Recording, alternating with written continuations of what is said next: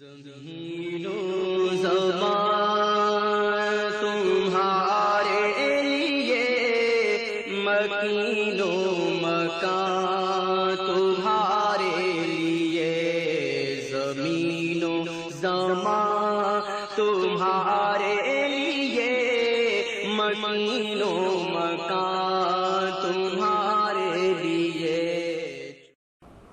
الحمدللہ رب العالمین، والصلاة والسلام علی حبیبہ محمد وآلہ وصحبہ اجمعین۔ اعوذ باللہ من الشیطان الرجیم، بسم اللہ الرحمن الرحیم۔ لا اکراہ فی الدین، قد تبین الرشد من الغی، فمن یکفر بالطاغوت ویؤمن باللہ فقد استمسک بالعروۃ الوثقی لا انفصام لہا، واللہ سمیع علیم۔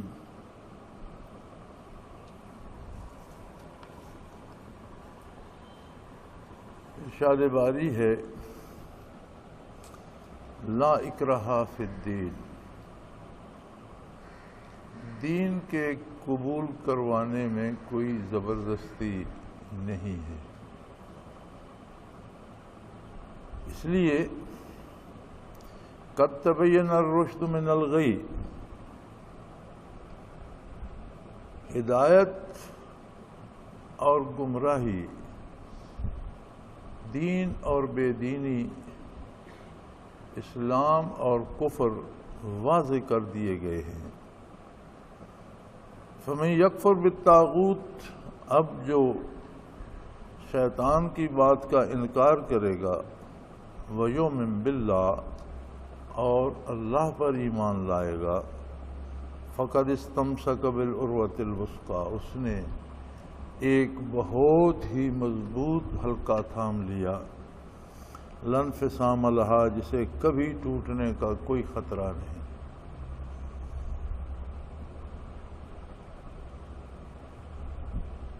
واللہ سمیع علیم، اللہ کریم خوب سننے والے بھی ہیں، جاننے والے بھی ہیں۔ لا اکراہ فی الدین، دین میں زبردستی نہیں ہے۔ اللہ کریم نے مخلوق کو امور عادیہ کا قیدی بنا دیا ہے، اور ہر چیز، ہر شے، ہر مخلوق اپنی فطری اور طبعی عادت کے مطابق عمر بسر کرتی ہے۔ ان کو اسباب ہی ایسے دیے گئے ہیں، مزاج ایسے دیے گئے ہیں، فطرت ایسی بنا دی گئی ہے۔ اب اگر درندے کو، شیر کو گھاس کھانا پڑے تو اس کا معدہ گھاس کو ہضم ہی نہیں کرتا، اور اگر چرندے کو، گھاس چرنے والے جانور کو آپ گوشت کھلائیں تو اس کے معدے میں گوشت ہضم کرنے کی خصوصیت نہیں ہے۔ اسے گھاس ہی چرنا ہے، سبزہ ہی چرنا ہے، اسے گوشت ہی کھانا ہے۔ تو اس طرح سے اللہ کی ساری مخلوق اس کی دی ہوئی فطرت اور جبلی عادتوں کے مطابق اپنا وقت بسر کرتی ہے۔ انسان بھی بڑی حد تک اپنی پسند کو دخل نہیں دے سکتا، اپنی مرضی سے پیدا نہیں ہو سکتا، اپنی مرضی سے اپنی شکل نہیں بنا سکتا، اپنی مرضی سے اپنی فطری صلاحیتوں کو تبدیل نہیں کر سکتا، اپنی مرضی سے صحت و بیماری پہ اختیار نہیں رکھتا، اپنی مرضی سے زندگی اور موت پہ اختیار نہیں رکھتا۔ فطرت کے قانون کے مطابق یہ بھی چلتا رہتا ہے، لیکن باقی مخلوق کی نسبت اسے جو ایک اضافی وصف دیا ہے وہ ہے اللہ کی پہچان کا۔ ساری مخلوق حکم کے تابع ہے۔ انسان ایک ایسی مخلوق ہے جس کی نگاہ حاکم کی طرف اٹھتی ہے، جو یہ چاہتا ہے کہ حکم دینے والا کون ہے۔ مجھے کس نے پیدا کیا، کون ہے میرا خالق، کون ہے جو اس جہان کو چلا رہا ہے، کون ہے اتنا بڑا صناع جس نے یہ ساری تخلیق بنا دی اور اتنی بڑی کارگاہ حیات قائم کر دی، اور کون ہے ایسا قادر جو اسے باقاعدگی سے چلا رہا ہے۔ یہ سوال انسان کی فطرت میں رکھ دیا گیا ہے، اسے اس سوال کی استعداد عطا کی ہے۔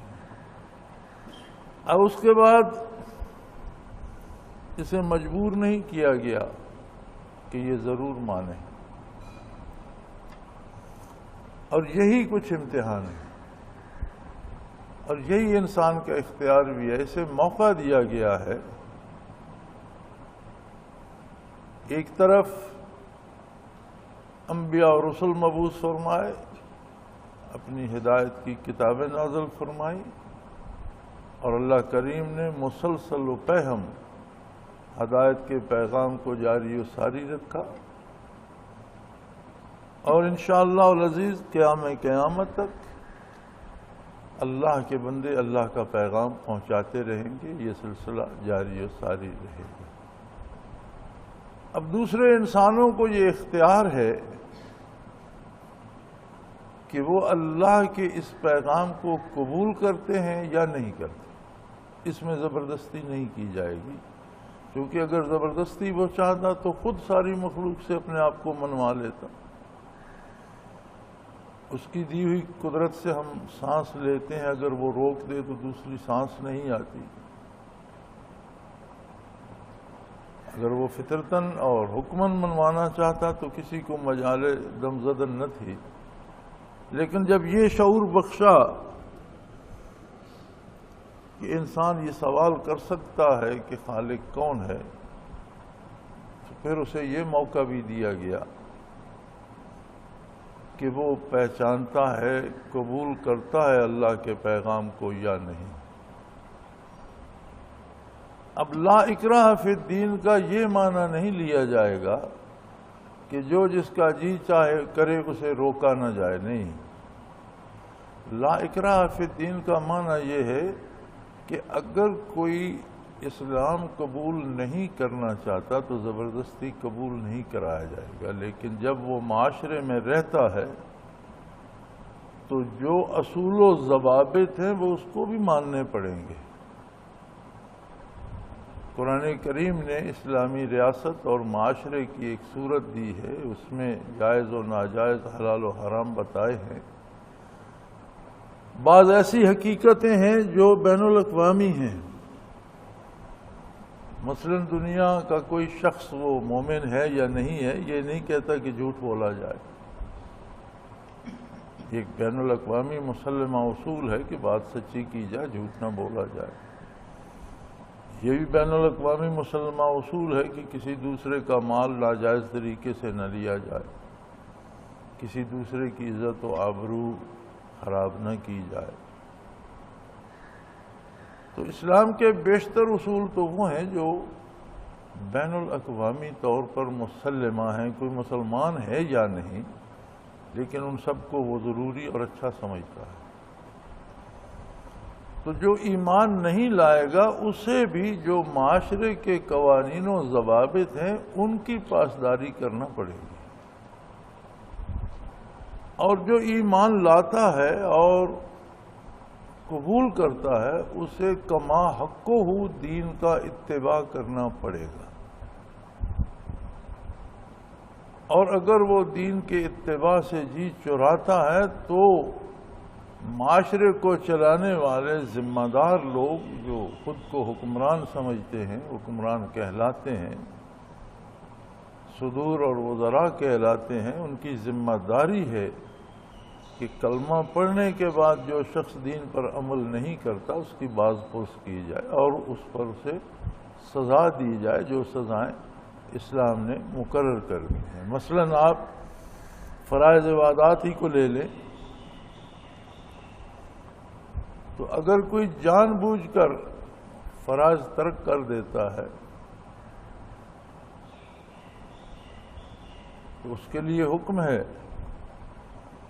کہ اسے حکم دیا جائے اگر وہ عمل نہیں کرتا تو اسے سزا دی جائے، اور اگر پھر بھی عمل نہیں کرتا اور اسی حال میں مر جاتا ہے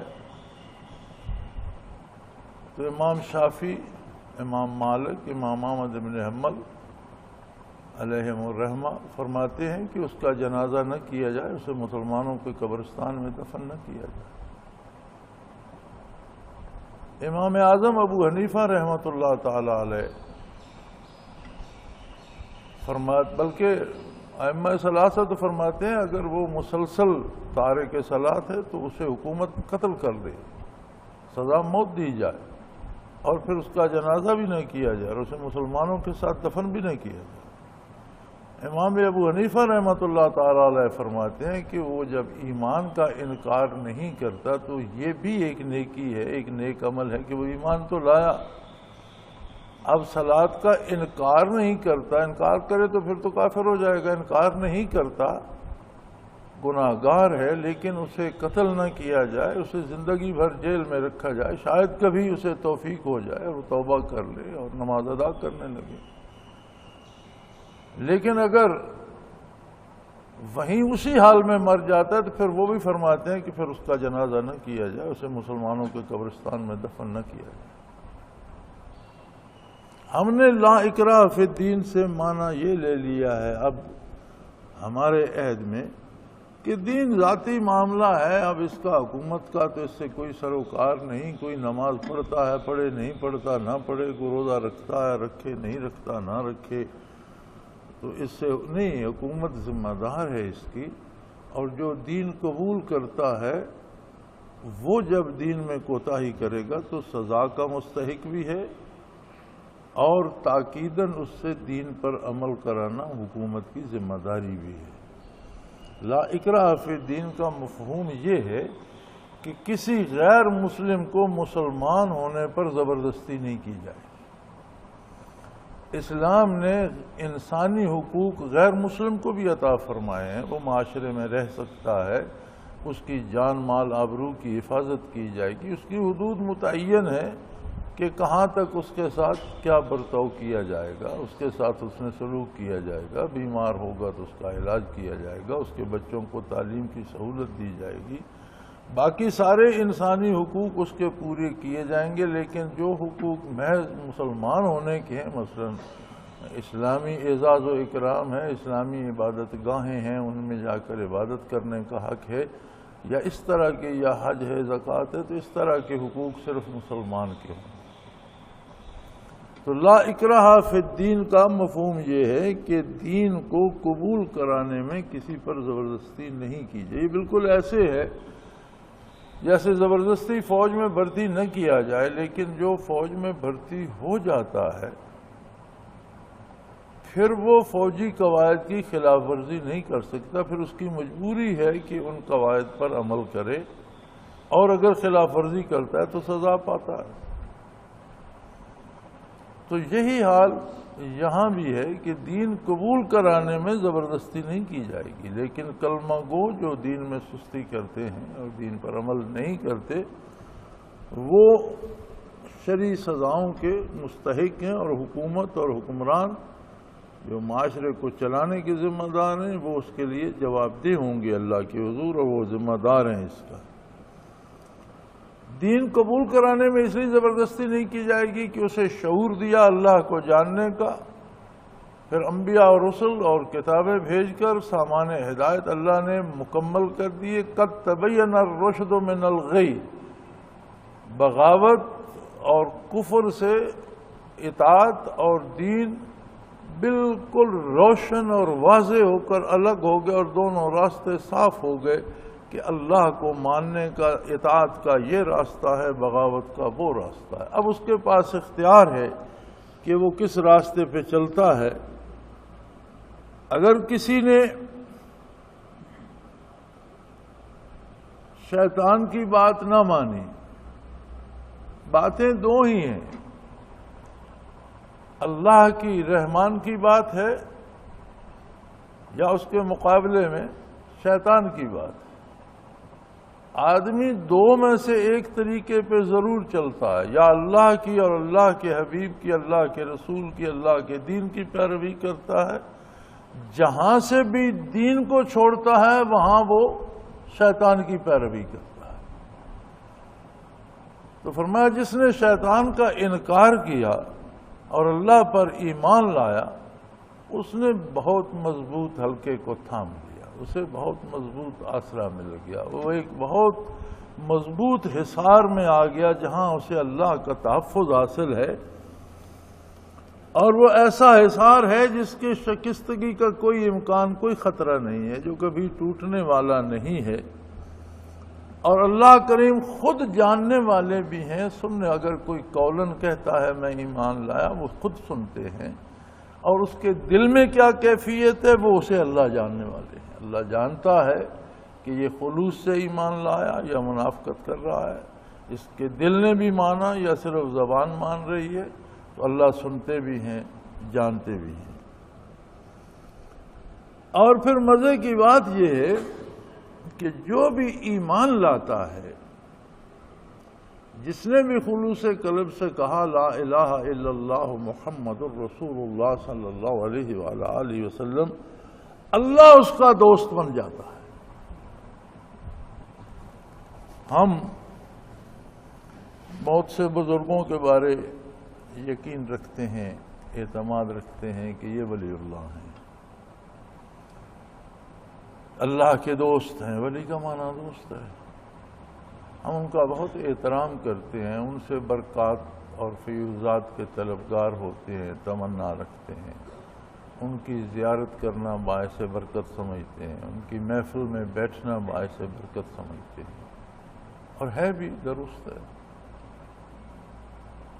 لیکن یہاں معاملہ عجیب ہے، وہاں ہمارے پاس کوئی رسید یا سند نہیں ہوتی، ہمارا اپنا یہ خیال اور گمان ہوتا ہے، ہمارا حسن ظن ہوتا ہے کہ یہ شخص ولی اللہ ہے۔ اب اس کے ولی ہونے کی ہمارے پاس اللہ کی طرف سے کوئی رسید نہیں ہوتی کہ یہ ولی اللہ ہے، کوئی نشاندہی نہیں ہوتی۔ نبی کی تصدیق ہوتی ہے، نبی کے معجزات ہوتے ہیں، نبی کی کتاب ہوتی ہے، اللہ نبی کے نبی ہونے کی تصدیق فرماتا ہے، لیکن ولی کی ولایت کی کوئی تصدیق نہیں ہوتی، ہمارا حسن ظن ہوتا ہے۔ فرمایا جو ایمان لاتا ہے اللہ اس کا ولی بن جاتا ہے، ہر کلمہ گو ولی اللہ ہے۔ اللہ اپنی طرف سے اللہ ولی الذین آمنوا، جو بھی ایمان لاتا ہے اللہ خود اس کا دوست بن جاتا ہے۔ یہاں تو رسید آ گئی نا، سند آ گئی، یہاں تو اللہ کی گواہی آ گئی، خود اللہ نے ارشاد فرما دیا کہ جو بھی ایمان لاتا ہے میں اس کا دوست بن جاتا ہوں۔ گویا ہر مسلمان ولی اللہ ہے۔ بندے کی طرف سے ہمارے پاس دلیل نہیں ہے، اللہ کی طرف سے اس کا ارشاد موجود ہے کہ جو بھی ایمان لایا میں اس کا ولی ہوں، میں اس کا دوست ہوں۔ اور اللہ کی دوستی کا پتہ کیسے چلے گا؟ فرمایا پتہ ایسے چلتا ہے یخرجہم من الظلمات الی النور، وہ برائیاں چھوڑتا جاتا ہے، ظلمت چھوڑتا جاتا ہے، نور کی اور روشنی کی طرف بڑھتا چلا جاتا ہے۔ اس کا ہر قدم برائی سے دور اور نیکی سے قریب ہوتا چلا جاتا ہے، اس کی ہر سانس غفلت سے نا آشنا اور یاد الہی سے آشنا ہوتی چلی جاتی ہے، اس کا ہر کردار سنت کے سانچے میں ڈھلتا چلا جاتا ہے، وہ اللہ کا بندہ بنتا چلا جاتا ہے، مسلسل ساری عمر ترقی کرتا چلا جاتا ہے۔ کبھی کوئی منزل ایسی نہیں آتی ولایت میں کہ یہ ولایت تمام ہو گئی۔ تمام ہو گئی کا مطلب تو یہ ہے کہ اللہ کریم کسی ایک خاص جگہ پہ بیٹھے ہیں جی، اور وہ جو اللہ کی طرف سفر کر رہا ہے وہ وہاں پہنچ گیا اور ولایت تمام ہوگی، ایسی بات تو ہے نہیں۔ وہ تو ان سب باتوں سے بالا تر ہے۔ جگہیں ساری مخلوق ہیں اور وہ خالق ہے، خالق مخلوق میں تو نہیں سما سکتا۔ لہذا یہ تو ساری عمر نہیں، بلکہ اگر کسی کو قیامت تک کی بھی عمر مل جائے اور وہ ترقی کرتا ہی چلا جائے تو وہ اس کی سمت نور کی طرف، اللہ کی طرف اس کا سفر بڑھتا ہی چلا جائے گا، اس کی ترقی ہوتی ہی چلی جائے گی۔ فرمایا اللہ ولی الذین آمنوا، ایمان لانے والوں کا اللہ ولی ہے، یخرجہم من الظلمات الی النور، وہ انہیں ظلمت سے نکال کر نور کی طرف گامزن کر دیتا ہے، تاریکی چھٹتی چلی جاتی ہے۔ پھر یہ ہم جو روزمرہ خطائیں کرتے ہیں، گناہ کرتے ہیں،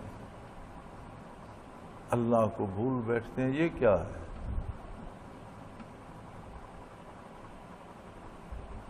اب اس جرم کا اندازہ لگائیے کہ اللہ بندے کی دوستی کا دعویٰ کر رہا ہو اور بندہ ادھر سے پیٹھ کر کے منہ دوسری طرف کر کے کھڑا ہو جائے، یہ کتنا جرم بنے گا؟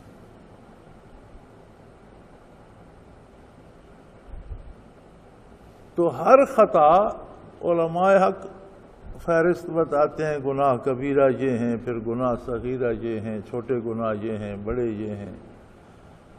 نتیجتاً جب بات کا خلاصہ لکھتے ہیں تو فرماتے ہیں کہ کوئی گناہ بھی صغیرہ نہیں ہے، اس لیے کہ وہ اللہ کی نافرمانی ہے۔ چھوٹی نافرمانی یا بڑی نافرمانی کی بات نہیں، بات یہ ہے کہ نافرمانی کس کی ہے اس حساب سے بڑی ہو جاتی ہے۔ نافرمانی کس ذات کی ہے اس کا اندازہ کیا جائے تو جسے آپ صغیرہ کہتے ہیں وہ کئی کبیرہ گناہوں سے بڑا ہو جاتا ہے۔ لیکن اللہ بہت کریم ہے، وہ بندے کو مناتا رہتا ہے جب تک اس دار دنیا میں ہے، وہ بندے کے لیے اپنا باب رحمت بند نہیں کرتا، وہ توبہ کا دروازہ کھلا رکھتا ہے۔ وہ کہتا ہے تو نے مجھے چھوڑ دیا، تو نے میری بات نہیں مانی، تو نے میری طرف پشت کر لی، چل اب آ جا، راضی ہو جا، جہاں ہے وہاں سے آ جا، مڑا تو واپس آ جا، میں تجھے پھر قبول کرتا۔ التائب من الذنب کمن لا ذنب لہ، او کما قال رسول اللہ صلی اللہ علیہ وسلم، آپ صلی اللہ علیہ وسلم کا ارشاد عالی ہے کہ گناہ سے توبہ کرنے والا ایسے پاک ہو جاتا ہے جیسے اس نے گناہ کیا نہ ہو۔ یہ اس کا کرم ہے نا، کہ کتنی بڑی گستاخی ہے کہ وہ کہتے ہیں میں تیرا دوست ہوں، میرے پاس آ، یہ کہتے ہیں نہیں میں ادھر جا رہا ہوں، میں شیطان کی بات مانوں گا، اس پر عمل بھی کر گزرتا ہے، وہ اس پہ دروازہ بند نہیں کرتا، پھر پکارتا ہے اچھا جو کیا تو نے غلط کیا لیکن چھوڑ اسے، بھول جا، واپس آ جا۔ محتاج بندہ ہے، ضرورت بندے کو ہے، وہ بے نیاز ہے، اسے کیا ساری دنیا ولی ہو جائے تو اس کا کیا صبر جائے گا، اور ساری دنیا کافر ہو جائے اس کی شان میں کیا فرق پڑے گا؟ کچھ نہیں، وہ تو مالک و مختار ہے، اس کا کیا بگڑے گا؟ لیکن کریم اتنا ہے کہ پھر پکارتا ہے یار آ جا، چھوڑ، کیا بے وقوفی کا، ادھر دوزخ ہے، جہنم ہے، کہاں جا رہا ہے؟ میں نہیں چاہتا تو جہنم میں جائے، واپس آ جا، میرے پاس آ جا، میری رحمت کے زیر سایہ آ جا، میں اب بھی تجھے قبول کرنے کو تیار ہوں، چھوڑ دے گناہ کی زندگی، واپس آ جا۔ اب اگر بندہ اس پہ بھی واپس نہ آئے اور اسی میں مر جائے، مومن کو اس نے پھر بھی رعایتیں دے رکھی ہیں کہ مرنے سے پہلے اگر کافر نہ ہو جائے، ایمان پہ مر جائے تو شاید کسی صاحب کا چھوٹی موٹی نیکی کے طفیل بخش دے، کسی اور نیک کے طفیل اسے بخش دے، حضور کی شفاعت کے صدقے بخش دے، کسی شہید کی شفاعت، بچوں کی سفارش پہ بخش دے، پھر بھی بخشش کا امکان موجود ہے۔ لیکن خطرہ یہ ہے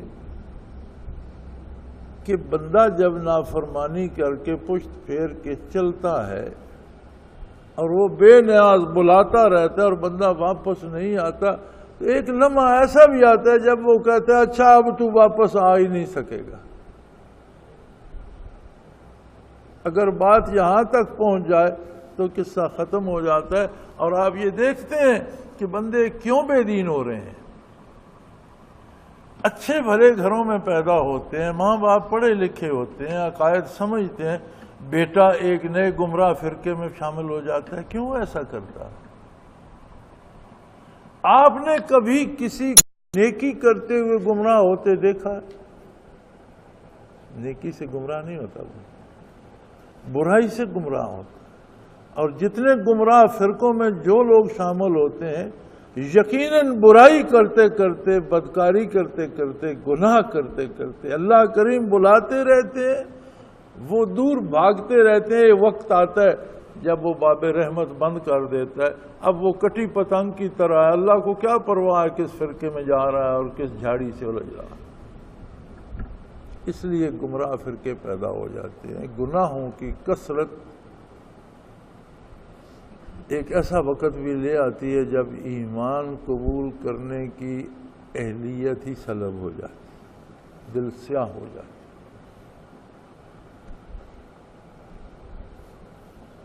لیکن اگر وہ اللہ کی اطاعت کرے، اللہ کو یاد کرتا رہے، اللہ کے نبی کی پیروی کرے،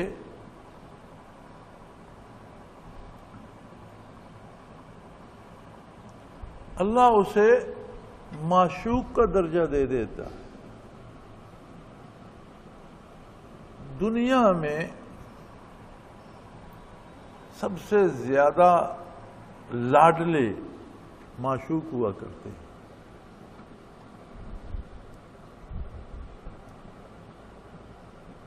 عاشق اس کی ناز برداریاں کرتا ہے۔ نبی کریم صلی اللہ علیہ وسلم کے بارے اللہ کریم خود ارشاد فرماتے ہیں کہ میرے حبیب ان لوگوں کو بتائیے، قل ان کنتم تحبون اللہ، اگر تم اللہ کی محبت چاہتے ہو،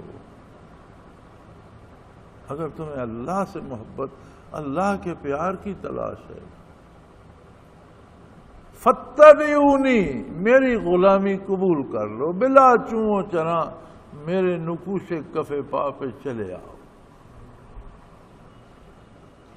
یحببکم اللہ، تم اللہ کے اللہ تم سے محبت کرنے لگے گا، تمہیں اپنا معشوق بنا لے گا، تمہاری ناز برداریاں وہ خالق کرے گا جس کی ناز برداریاں ساری کائنات کرتی ہے۔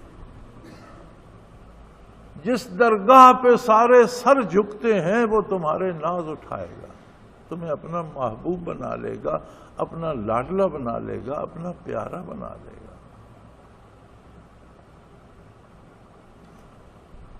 اور جو بندہ کلمہ پڑھنے کے بعد بھی محمد الرسول اللہ صلی اللہ علیہ وسلم کے ارشاد عالی کو چھوڑ کر شیطان کی پیروی کرے، کتنی زیادتی کرتا ہے اپنے آپ کے ساتھ۔ اب جو شیطان کی بات مانتے ہیں، شیطان بھی ان کا دوست بن جاتا ہے۔ والذین کفروا، جنہوں نے ہدایت قبول نہیں کی اور جنہوں نے نبی علیہ الصلوۃ والسلام کی دعوت کا انکار کر دیا، اولیاءہم الطاغوت، شیاطین ان کے دوست بن جاتے ہیں، ان سے باتیں کرتے ہیں۔ ان الشیاطین لیوحون الی اولیاءہم، قرآن دوسری جگہ فرماتا ہے یقیناً شیاطین جو ہیں وہ اپنے دوستوں سے باتیں سرگوشیاں کرتے ہیں، باتیں کرتے ہیں۔ اس کا نتیجہ کیا ہوتا ہے؟ یخرجونہم من النور الی الظلمات، ان کا ہر قدم بھلائی سے دور اور برائی کی طرف بڑھتا چلا جاتا ہے، نور سے دور ہوتے جاتے ہیں، تاریکیوں کے مسافر بن جاتے ہیں، اندھیروں کے راہی بن جاتے ہیں۔ شیطان کی دوستی کیا ہے؟ جس کا دوست شیطان بن جاتا ہے، شیاطین جس سے دوستی کر لیتے ہیں، کرتے اس سے ہیں جو اللہ کا، اللہ کے حبیب صلی اللہ علیہ وسلم کا، حضور کی دعوت کا انکار کرتا ہے، شیطان اس کے دوست بن جاتے ہیں، پھر اسے نور سے، روشنی سے ظلمت کی طرف، اسے اندھیروں کا راہی بنا دیتے ہیں، اسے بدکار بنا دیتے ہیں، گناہگار بنا دیتے ہیں، اس کا ہر قدم نیکی سے دور اور برائی کی دلدل میں دھنستا چلا جاتا ہے۔ نتیجہ کیا ہوتا ہے؟ اولئک اصحاب النار، یہ سارے شیاطین بھی اور شیطانوں کے دوست بھی جہنم کے باسی۔ نتیجتاً اللہ نے جو مہلت دی تھی، جو فرصت دی تھی، جو زندگی دی تھی اور ہدایت کے جو اسباب پیدا فرمائے تھے، ان سب سے محروم ہو کر جہنم میں جا پہنچتا ہے، اور جہنم ایسی جگہ ہے ہم فیہا خالدون، جہاں سے پھر نکلنے کا کوئی چارہ نہیں۔ کافر کے لیے جہنم میں خلود ہے اور مومن کے لیے جنت میں خلود ہے، گھر ہے مستقل، جہاں جو پہنچ گیا اسے پھر وہاں ہمیشہ رہنا ہے۔ یہ یاد رکھیں کہ انسان بے شک اس کا وجود خاکی ہے، بے شک اس کے عناصر اربع ہوا، آگ، مٹی، پانی سارے زمین پہ ملتے ہیں، لیکن یہ عناصر اربع وجود کے ہیں۔ اس کی روح عالم امر سے ہے۔ عالم امر وہاں سے شروع ہوتا ہے جہاں مخلوق کی حد ختم ہو جاتی ہے۔ امر اللہ کا وصف ہے، صفت ہے اللہ کی۔ امر باقی ہے، جس طرح اللہ باقی ہے، جس طرح اس کی ذات باقی ہے، اسی طرح اس کی صفات باقی ہے۔ مخلوق تو فنا ہو سکتی ہے، اللہ کی صفات کو فنا نہیں ہے۔ روح عالم امر سے ہے۔ بھئی امر سے، اللہ کی صفت سے روح کیسے بنی؟ فرمایا یہ بات تمہارے شعور سے بالا تر ہے۔ وما اوتیتم من العلم الا قلیلا۔ انسانی شعور اس کاریگری کو نہیں سمجھ سکتا کہ روح کیسے بنی۔ تمہارے لیے یہ جاننا ضروری ہے، قل الروح من امر ربی، میرے حبیب نے کہہ دو روح میرے رب کے امر سے ہے۔ امر کو فنا نہیں ہے، روح کو بھی فنا نہیں ہوگی۔ یہ موت جسے ہم فنا سمجھتے ہیں، یہ فنا نہیں ہے۔ روح کا تعلق جو بدن سے تھا وہ ظاہری حیات کے طور پر کٹ جاتا ہے، زندگی دنیاوی ختم ہو جاتی ہے، لیکن ہر ذرہ بدن کے ساتھ روح کا تعلق مر کر بھی رہتا ہے۔ برزخ میں جس طرح دنیا میں سامنے تو وجود ہے، لیکن وجود کے واسطے سے روح بھی متاثر ہوتی ہے۔ وجود گناہ کرتا ہے، ظلمت روح پر بھی آتی ہے۔ وجود نیکیاں کرتا ہے، نورانیت روح پر بھی آتی ہے۔ برزخ میں جو سلوک روح سے ہوگا اس کے اثرات وجود تک بھی پہنچتے ہیں، خواہ وہ کسی شکل میں بھی بدل گیا ہو۔ جب قیامت قائم ہوگی، وجود بھی سالم ہو جائے گا، روح بھی سالم ہو جائے گی، اور دونوں بالمشافہ مکلف ہوں گے، نہ روح بدن کے واسطے سے نہ بدن روح کے واسطے سے۔ اور بدن کا چونکہ روح کے ساتھ مستقل تعلق ہے، روح کو فنا نہیں، بدن کو بھی فنا نہیں۔ روح کے واسطے سے بدن کو بھی فنا نہیں ہوگی۔ اگر اپنی منزل پر پہنچا، اللہ کی بخشش کو پا گیا، اللہ سب مومنین کو نصیب کرے، تو وہ ہمیشہ ہمیشہ کے لیے رحمت الہی کے سائے میں رہے گا، کبھی فنا نہیں ہوگا۔ اور خدا نخواستہ جو بھٹک گیا اور جس کا خاتمہ کفر پر ہوا، وہ بھی یہ امید چھوڑ دے کہ پھر وہ موت کی آرزو کرے گا تو جہنم میں مر جائے گا۔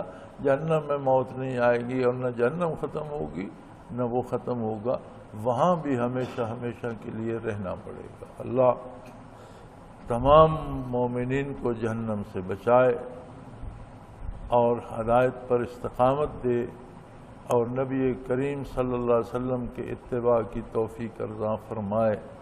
اللہ اپنے نیک بندوں کے ساتھ زندہ رکھے، نیک بندوں کے ساتھ موت نصیب فرمائے، اور صالحین کے ساتھ حشر فرمائے، اور دنیا اور آخرت کی ندامت اور رسوائی سے اپنی پناہ میں رکھے۔ وآخر دعوانا ان الحمدللہ رب العالمین۔